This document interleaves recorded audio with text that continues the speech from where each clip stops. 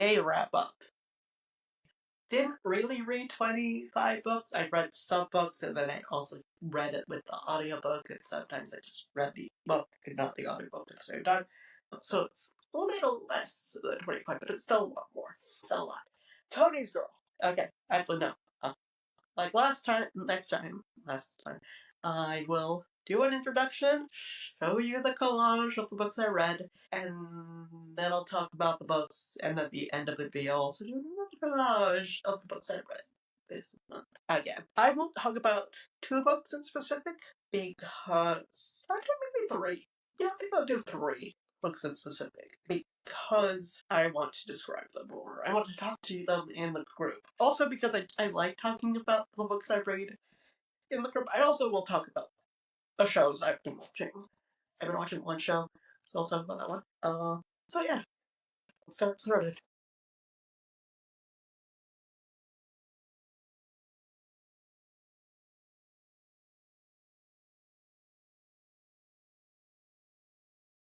Tony's Girl. It sounds like it's a book about a mom, but it's not. It's about an Italian American singer who gets married to an Italian American songwriter, and of the relationship and of the fact that he has a sense of like issues with his own concepts of relationships and the whole ups and downs of the relationship.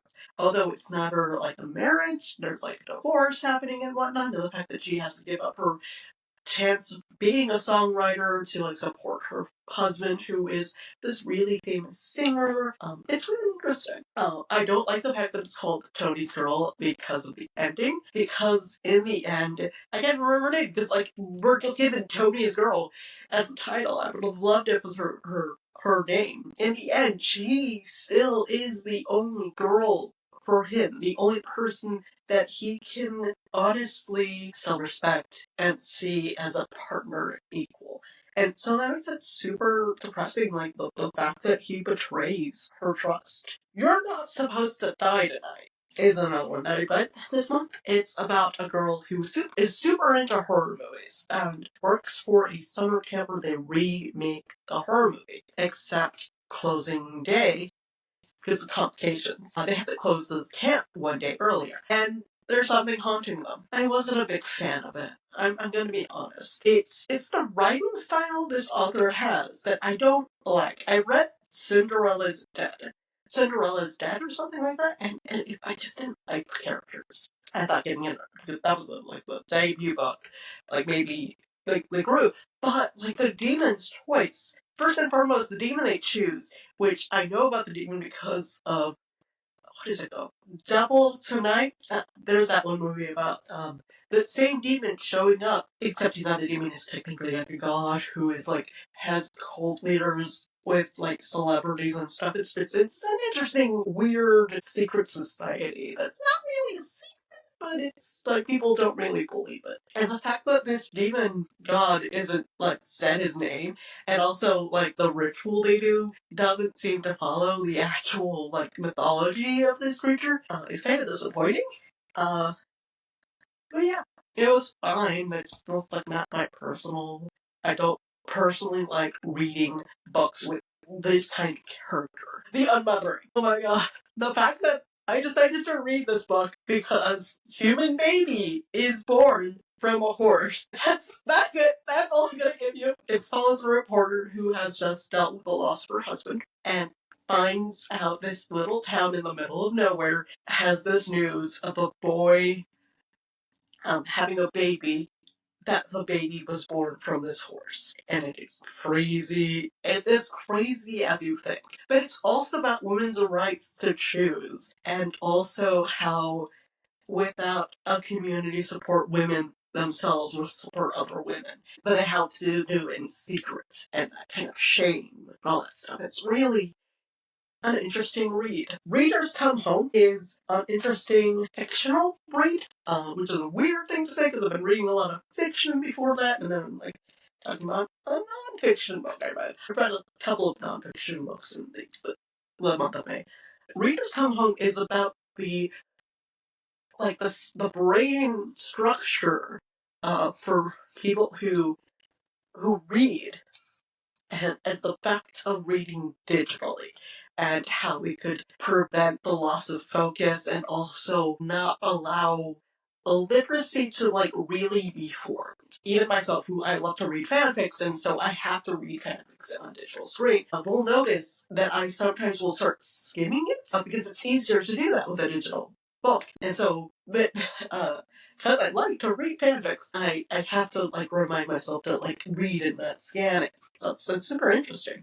The Gilded Wolves. Do not get why it's called the Gilded Wolves, first and foremost. But it's about a secret society in which there's these characters who are connected to the Tower of Babel. And for some reason, one of the founders, after the death of his father, had to take the inheritance test. But he wasn't chosen. And he thinks the heads up are stealing his inheritance. So he's working with a team of his brother's super into plants, so he can make poisons. There's one who's a technician, so she can make bombs. One who's an historian, so he can research things. And there's one who is a master of disguise, who is also a homunculi, which, if you don't understand the alchemy sense, is a dead body brought to life. And so she has a time where she has to find this book that may allow her to, be a real person, or she could just end up being dead. And it's super fascinating and super interesting,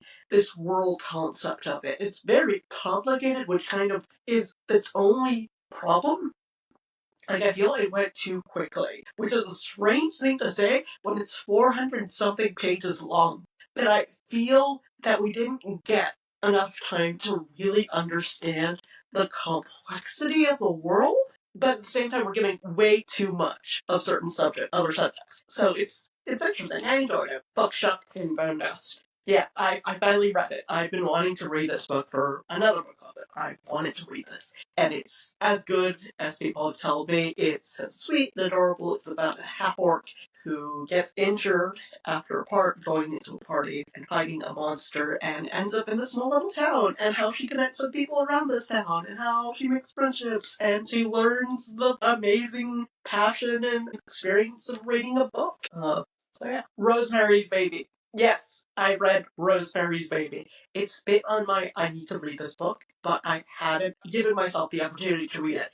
I have so much to talk about that. I might bring it up in the book club because it is such an interesting read as someone who has chronic disabled. How it hit me much different than it probably hit a lot of other people. But I felt a deep connection with Rosemary, and I'm never going to read the sequel just because I don't.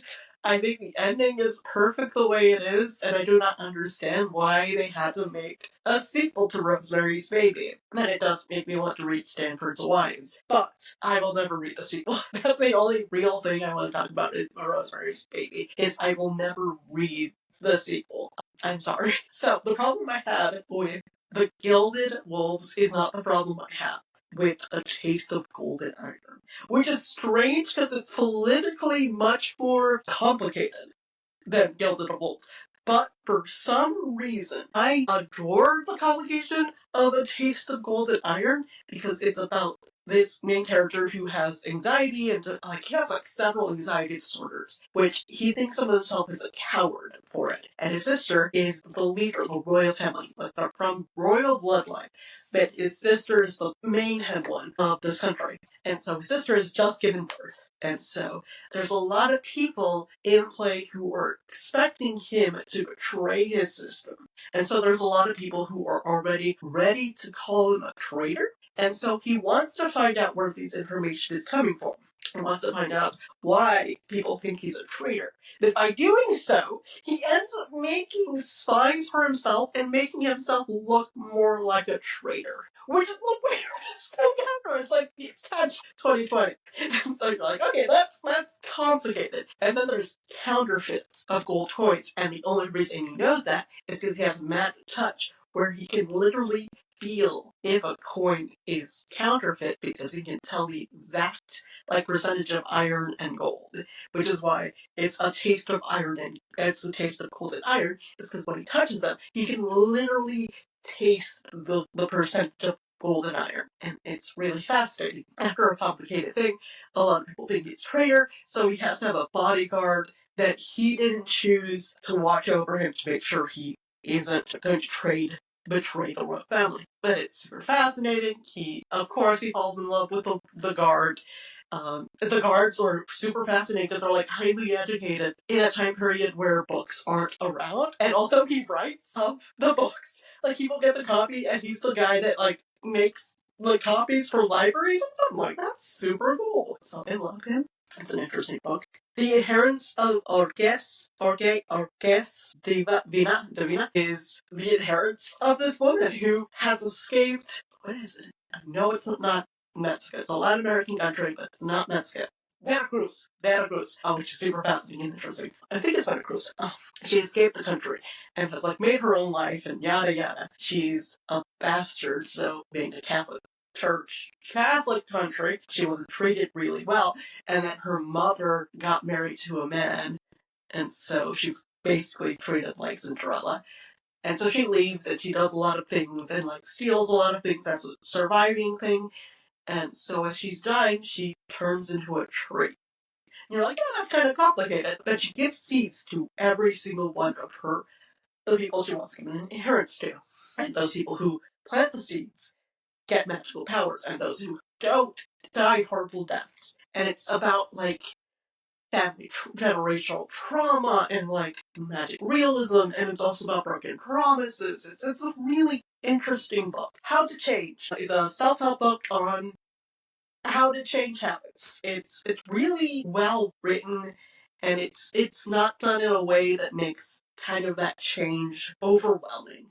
Although I will say, one of the big things that the book itself, that I didn't realize until the end of the month, is you shouldn't be reading, like, self-help books all month, and you should, like, pick one self-help book and try to use the practices of that self-help book. But I, like, checked out, like, 7 self-help books, so I ended up reading, like, 7 self-help books. Yeah. The Houses Where Death Lives is an anthology. It's a horror anthology where each of the parts of the houses are the settings of the horror. So it's super fascinating. It starts off in the attic, and then it ends up in, like, the second floor, and in, like, the ground floor, and so each of the stories are set in different parts of the house. So it makes it really interesting. Like the first book is one of my personal favorites. I love the attic one. They're also across different cultures. We have like one where it's about the jinn, and like that's super fascinating and interesting, and I highly recommend it.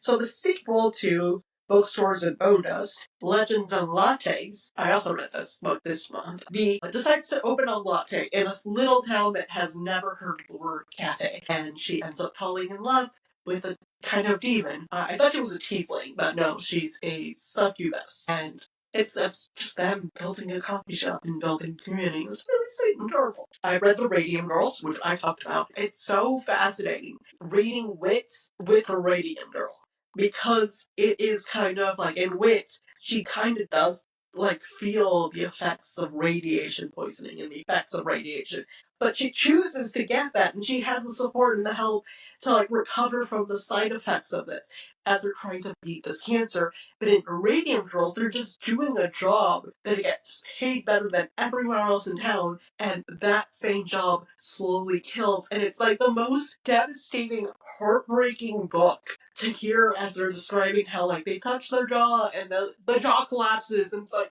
I literally had to read a horror book afterwards because I'm like, this is so horrifying and terrifying and so maddening. But it was a delightful read because the story is less on the companies and more about these young women. Like, what kind of lives do they lead before they like joined the clockmaking company, and how all of this affected them, and how it affected the town. It's such a human approach to such a devastating aspect in history that I highly recommend it. My Heart is a Chainsaw. I will be honest, I did not like this book from the beginning, middle, the end won me over.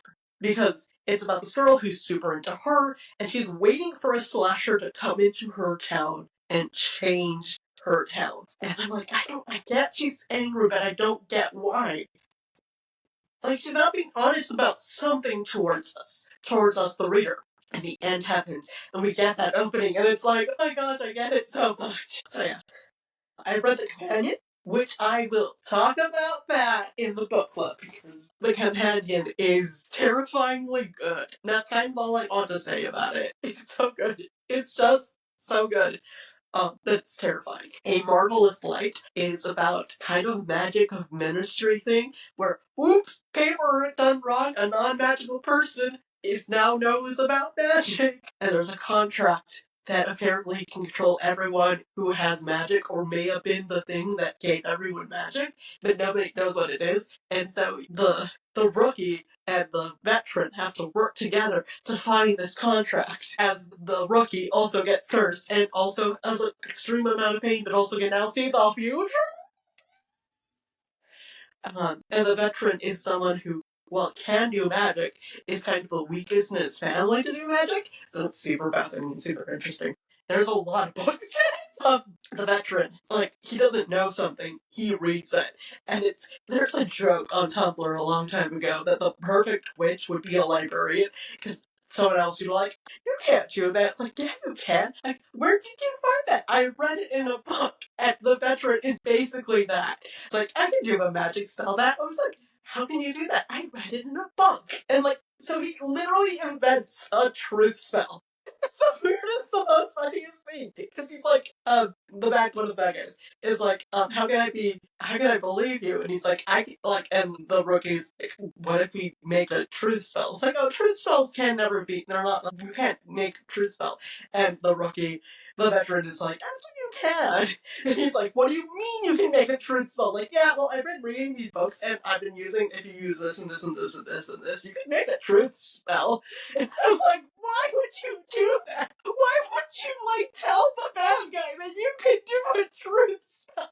And it's so hilarious. And there are moments like this throughout the book that just make me laugh so hard. But it's about, like, mind shift. Oh my gosh. What this author talks about, my first psychologist teacher was someone who helped people go from different job skills. So she trained secretaries from going from typewriters to computer. There's a whole joke that, like, no, they would push enter too quickly. That was the biggest thing. And so she would have to mind shift that skill to a different career, which is the title of this book. It's Mind Shift. How you can use the skills from one career to enter a new, different career. And it talks about how people use that kind of to get Rukhasanal.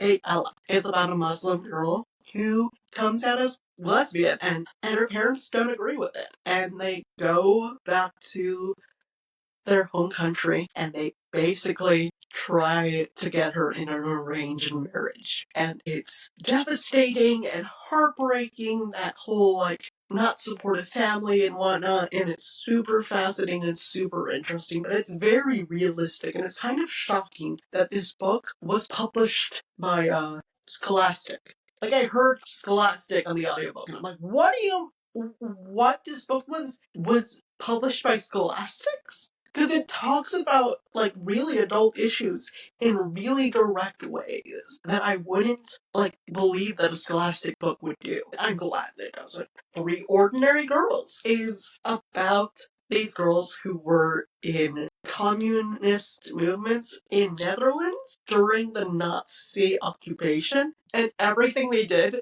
to, like, push them out, and they did some crazy things.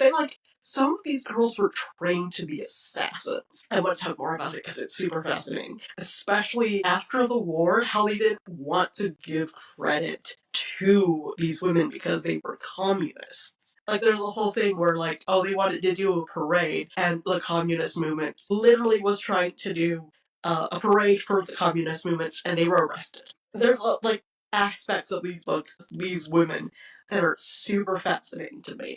So I might talk about it in the book club. But they have the thing where, like, they go to this recruiter and he's like, oh, we know you're friends with this Jewish man. And he points out a gun towards him. And these two sisters literally, like, grab the gun from him and beat the crap out of him. And I'm like, that's amazing and I love it. You're a pocket therapist. therapist. I would highly recommend reading this book to have an understanding of how therapists see a person as a client, but also to like have an understanding of like what you want to talk to your own therapist about, your own issues. So like if you're thinking of going into going through like mental health and therapy, it's a good book to give you an understanding of therapy. Although I go to therapy and I have a bachelor's degree in psychology, so I'm considered like really insightful, but if you don't want to go and have to go to school for psychology and get a bachelor's degree in psychology, this is the second best thing. Five Total Strangers. This is the other book that I will need to tell you about because the title is kind of wrong.